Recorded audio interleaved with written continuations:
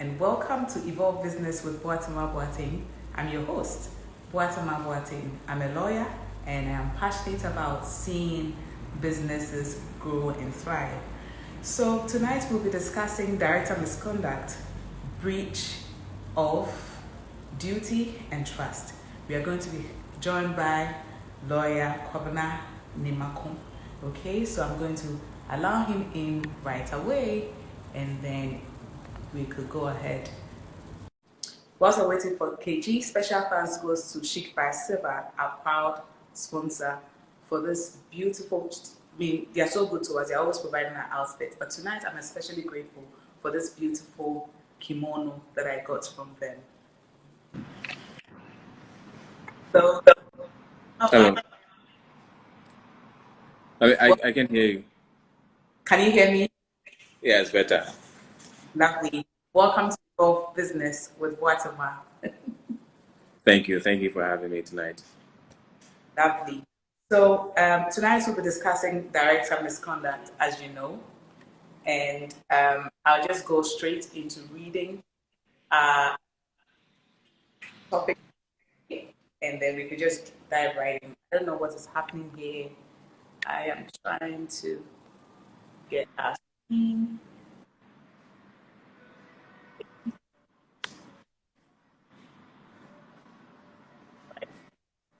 I'm not able to get our screen from here.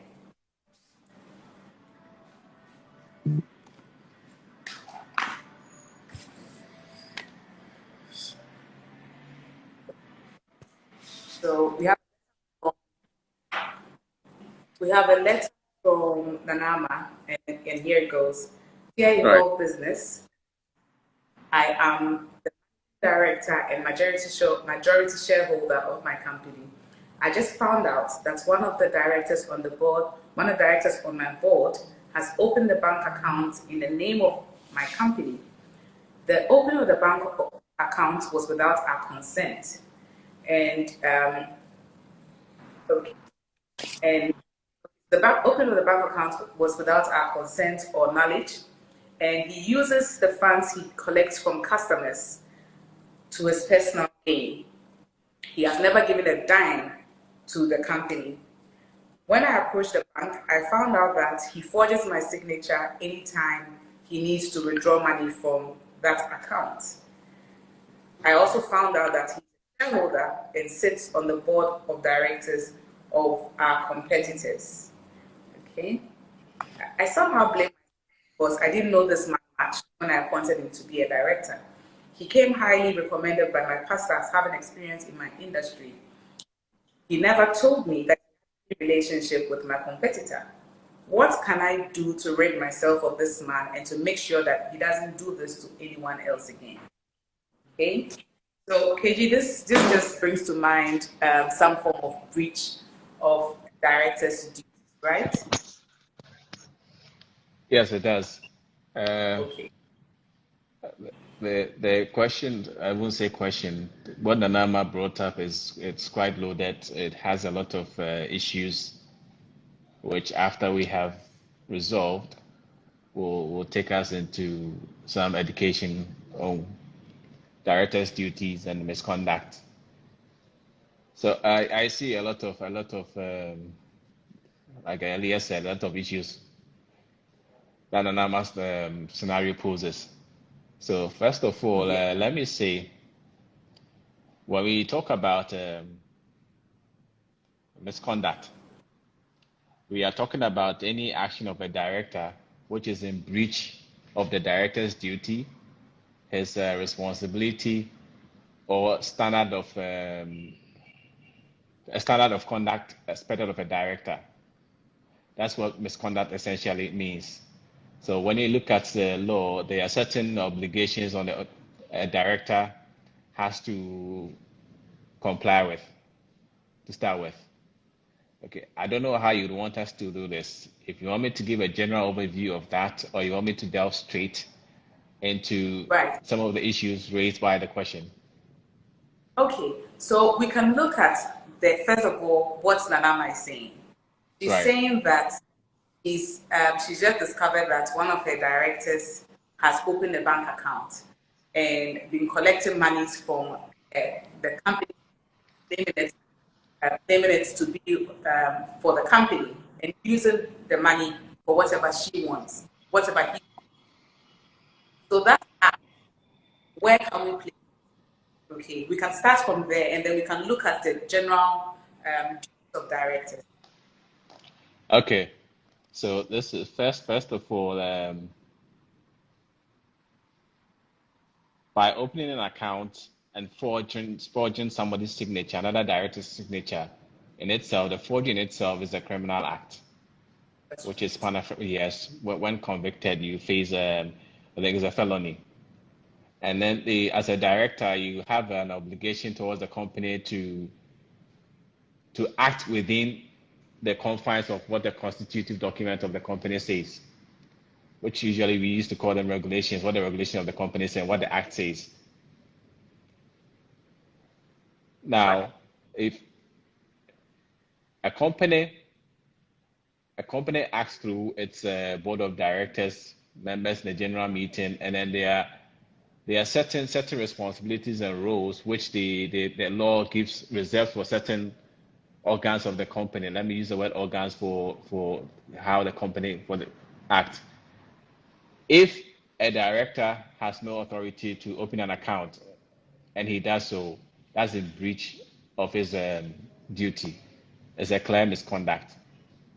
You breach your fiduciary obligations towards the company as well as your duty to act within what the company's regulations or constitution says you should do.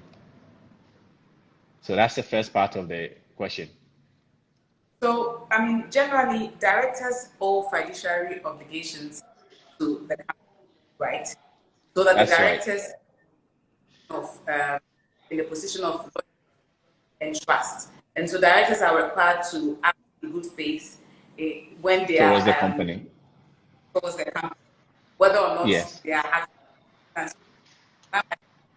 The gentleman has opened an account in the company, collecting funds. That clearly can constitute stealing under a criminal act. Okay. Yes. And then it does. To withdraw the funds. So this is like, as one of my old friends would say, this is a double barrel offense. You know, It is. He's withdrawing monies that are not supposed to be going to him. Okay. So I mean, this clearly is in breach of some fiduciary obligations owed to him as a director of the company, right? That's true. Okay. Yeah, you have a fiduciary relationship with the company. The fiduciary there means the company has entrusted you with certain undertakings or certain actions. We believe that whatever you do must be in the interest of the company. So you don't put your personal interest first, or you don't seek to get a personal advantage by using the company's name. That is a clear breach of your obligation as a director. Okay, right. So I also see that from Naname's letter, she's talking about him sitting on the board of Naname's competitor and having shares in the competitor's company as well. What have you? Good. There's a duty, like I said, to put the company first, seek the interest of the company, and that duty, the reverse of that is to make sure that there's no conflict of interest with what you do. So you have the conflict of interest run with the duty to disclose. If you know you are with a competitor company, you need to disclose that to the company. Now listen, I work with another company who does the same thing as this company, so it won't be better for me to serve on the board of this company. You disclose that, and if the company wishes that you still stay on the board, fair, you have disclosed. The company has the right to still maintain you.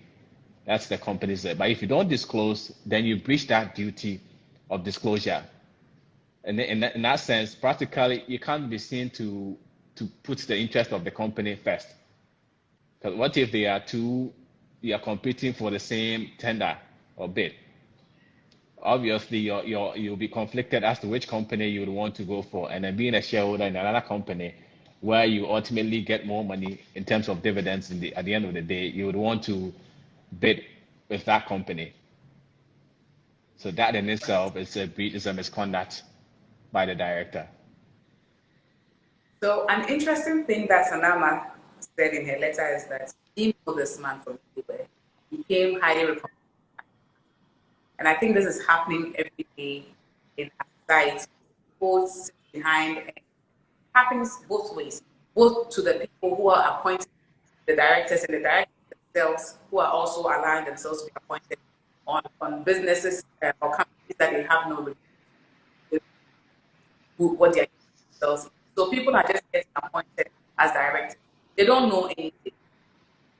And every day they are just, doing things that may be contrary to their duties as directors. All they know is that, oh, my name is Watima, I've been appointed in KG Limited, and what if I also do the same thing that you do?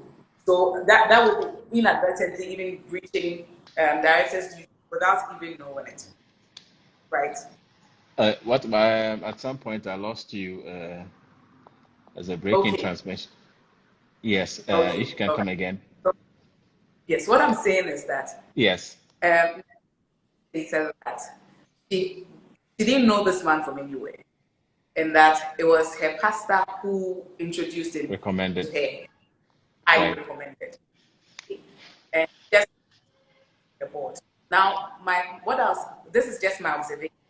Is that these days people are just opening company, going to the register of companies, opening companies, get people to sit on their boards without any form of due diligence or not even knowing these people, and it's always ending them into some form of trouble. Okay, and what I was saying is that it works both ways for the person or the company that is appointed a director and the director itself, because from the director's side, some don't even know what the company has done, or the company itself could be engaged in something illegal, and on the company side, you don't know this person very well. You have appointed this person to your board, you have your board meetings, and this person becomes information, that he could actually listen to your detriment. So I'm just saying, for people who are just joining boards for joining board's sake without having any care of what their duties are, what have you got to say to them? Well, what you've said is right. That's how it normally plays in practice, in the real world. People take up responsibilities as directors without really thinking about the consequences or what the implications of that responsibility is. We need to be careful about what we take on in life. The concept of limited liability it's quite as a legal concept. It comes with some legal implications. So you just don't go serving on boards of company thinking about it's just the money or it's about building your CVs. It comes with big responsibilities. So it comes with certain duties. You need to be aware of them, and then you need to comply with them. Otherwise, you face criminal or civil actions. Because what a company as a legal entity can only act through people or persons. And the persons who act are the directors, generally speaking, because they do the day-to-day management of the company. As for the shareholders, they have certain reserved matters, so theirs are quite different. But as a director, you have a huge responsibility. If a ship is sinking, as the captain, they'll ask you what happened. And if you don't provide a very good answer, there you face a lot of criticism or worst case criminal prosecution. So you have to be careful what you get yourself involved in terms of taking roles as a director. You need to understand what company you want to get yourself engaged in, what you will be doing as a director, the implications of, and then you pay attention to what even other officers of the company does, because ultimately it will come to you, and then you can be held responsible for the actions of the company. Let's take the famous banking crisis, for example, and maybe Capital Bank, where we have one person whose head is on the line. As a director, he has the other directors too, but see, he is the one who is identified as being in charge, principally in charge of the everyday management of the company, and now he's facing sanctions for his actions. So you need to pay attention. It's not just money that's coming to you, remunerations that you're looking at. Pay attention to what is going on, and then seek the company's interest at all times. If you know you can't, it's good you resign or you don't take up such a role. Okay, right. There's also Nanama wants to know what in this situation. What Sorry, can you come again? what are the legal remedies available to Nanama? Okay. Well, I see the actions of this director could cause maybe from two sides. In terms of the director himself, I mean, Anama, she can go to court, ask the court to restrain the director from acting as a director, and the court can order that he steps aside while there's a criminal investigation going on. He steps aside for whatever actions he's done, or the company can remove him as a director. The shareholders can remove him as a director for the actions he's done. Secondly, and then the third one is also he could be asked to compensate the company for any financial loss that the company has suffered or incurred as a result of his action. Or he can also, with any transactions that he's entered into, the company has the right to set those transactions aside. But there's a caveat here, which I'll come to later. And then the director himself can be disqualified from serving as a director of any company, because when you look at the law, these actions disqualifies you from further serving on any company at all as a director. So these are some of the remedies open to the company and Anama. So, and then for those, let me call them victims, who the director took money from, they also can come against the company and then get their money back. But the caveat is that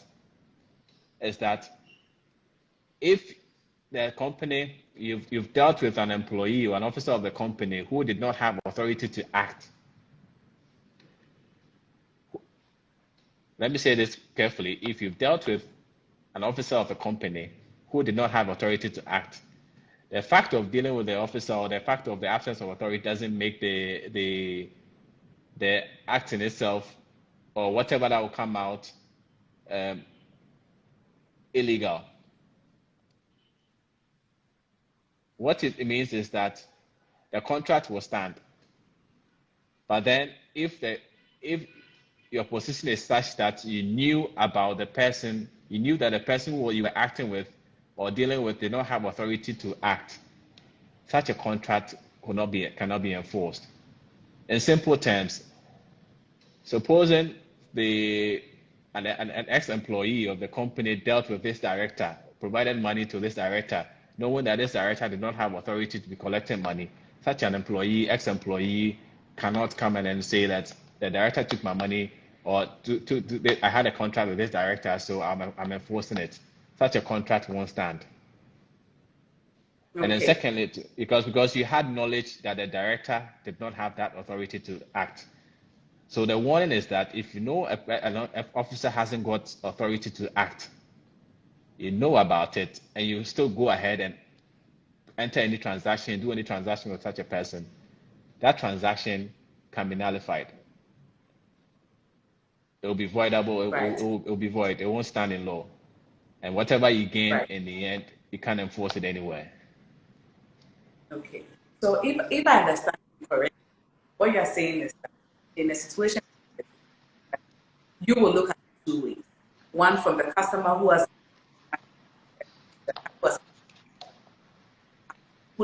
know that the account wasn't the account, because I mean, if let's say for instance the account is limited, I'm the sorry. default. I think I'm losing you at some point. Okay. Can you hear me now? I try. Okay. Is it better? Yes. Okay. So what I was saying was that, for instance, if the company is ABC Limited and the defaulting director has opened an account in the name of ABC Limited and is Right. using funds, okay, for the customer who does not know that that account is not a company account, that they can still enforce the contract because they did not know the internal affairs of the company. They wouldn't even be aware that there was any irregularity with respect to this, right? There will Precisely. be any Exactly right. what I'm saying. Yes. So and then also on the side of the company, on because that Nanama wants to know what she can do. You're saying that Nanama can either remove them. But what I find is that with removal, the notice period is about 35 days. And this is someone who has committed. So if Nanama wants a quick fix, what can she do? Can she ask him to resign?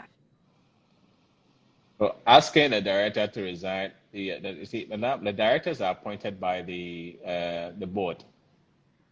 So it's a board decision. The board will have to take a decision to now say, listen, you need to step down as a director, or the shareholders will have to take a decision that you need to step down. Asking him to resign, if he says no, it becomes that's something you may have to let the court decide, because he may insist that he has a right to be there, and then when you don't have a right to terminate his appointment. So Nanama Right. alone can't act.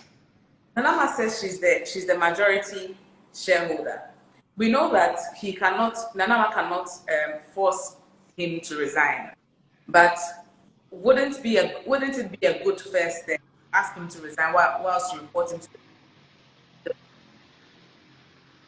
Naturally, if he's not averse to doing that, yes, he would have to comply because of what he has done. But like I'm saying, I'm thinking of him now contesting that resignation. Then it will have to be contested elsewhere. But if he complies, that is a good it's a plus for him, and then it will save him a lot of disgrace in the end. right. You mentioned something about disqualification, and that is key because I find that this new wide the ambit of who can qualify, at first you have committed an offense against an offense involving fraud or dishonesty against them. Okay.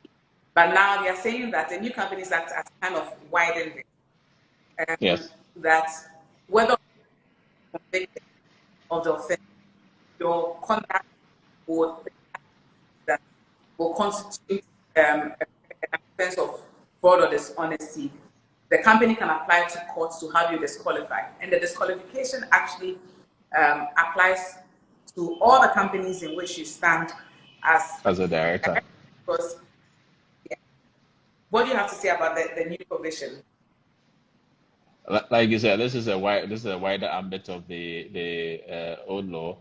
Yes, the whole idea is to just take away fraud and dishonesty, to wipe out that from the corporate governance system.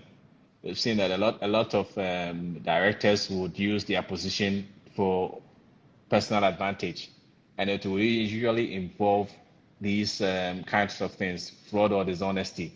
And then for the unsuspecting, of course, naturally the customers don't always know what the internal affairs of the companies are. So this act is supposed to make it's trying to make directors try to bring more punitive measures on people who seek to take advantage by towing that line, using fraud, dishonesty, and even for this from the law, the current law, you notice that even when you are under investigations for some of these offenses, even when there are allegations, you would have to you may be asked to step down for the investigations to be concluded. before. When you're exonerated, fair enough for you, good for you. You come back. If not, then you are disqualified. And disqualification it could be disqualified as long as 5 years. Or a subsequent conviction can get you 10 years from being disqualified from serving on any company as a director. And the interesting thing is that it's not a company that you serve on as a director, or not just the company where the act occurred. Any other company where you serve as a director, you'll be asked to step down. You are disqualified from serving as a director in those other companies as well.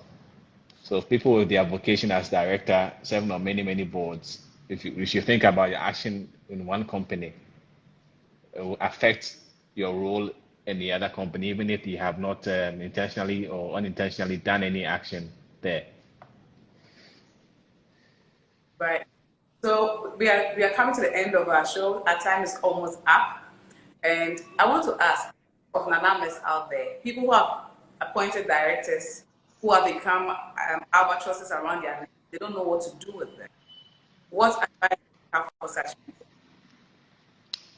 The starting point is is your due diligence about who you want to come on board the company, and then also you need to build certain good corporate governance structures in place. Get a charter, let them understand that this is how the company is going to operate, and these are the ramifications, or this is how we will deal with you when actions like that, you take certain course of actions.